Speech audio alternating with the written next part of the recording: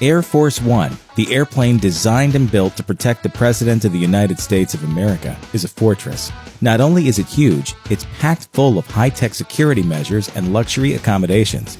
Here are some of the craziest features found on Air Force One.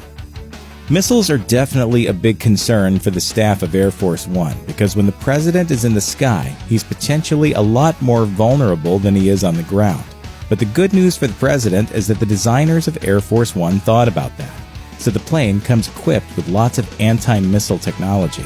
According to aviationists, it can jam infrared-guided missiles with IRCM jammers that emit a special modulated infrared light. It also has flares, which are extra hot and will therefore mislead heat-seeking missiles. Oh, and it has tech that can report and track a missile too, which is kind of important. Do you like this better than your other plane? I think so. All the missile imperviousness in the world won't do you any good if the whole country explodes and takes you with it. So naturally, Air Force One also has to be impervious to a nuclear blast. Air Force One is designed not just to detect and divert those very ordinary surface-to-air missiles, but also to survive in the air while nuclear bombs are incinerating everything below. According to Euronews, Air Force One is covered with armor that's capable of withstanding an on-the-ground nuclear blast. To guard against assassins with poor planning skills, Air Force One also comes equipped with bulletproof windows. According to Euronews, the windows are made from bulletproof armored glass. So add that up with all the aircraft's other safety features, and even when he's in the air, the President is probably safer than he is anywhere else in the world. All of that, plus peanuts that don't come in a half-ounce bag and a bathroom that you can actually turn around in. It's good to be the President. Look, it's a nice plane. In the event of a major world disaster, the President could theoretically just fly around in the sky forever, or until the apocalypse is over, whichever comes first. According to Popular Mechanics, Air Force One has the ability to refuel in midair, though rumor has it that future incarnations may not have that feature, mostly because of cost.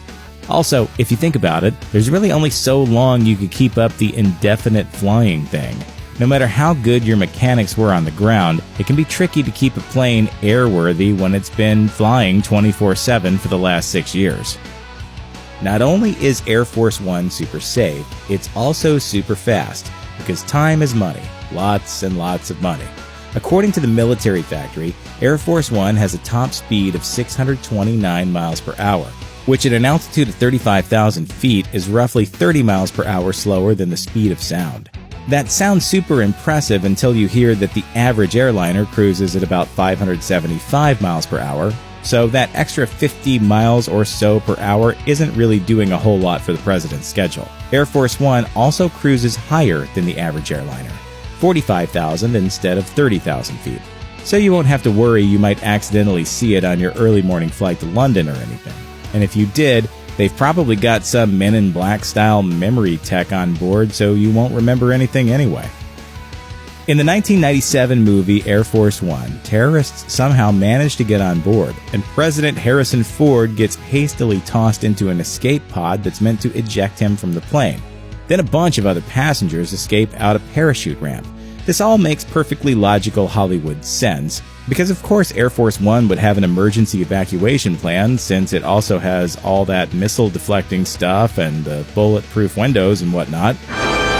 Get off my plane. None of it is true, though. Air Force One doesn't have a parachute ramp because, according to CNN, the huge aircraft generates a slipstream that makes it impossible to actually use a parachute. There's no escape pod either. Everyone wants to know, is there a pod or not? A pod? If there ever was trouble on Air Force One, the President would have to crash just like normal people would on a doomed airliner. So in that way, at least, everyone is equal. You know what? There are a couple of secrets I don't think we're supposed to be talking about.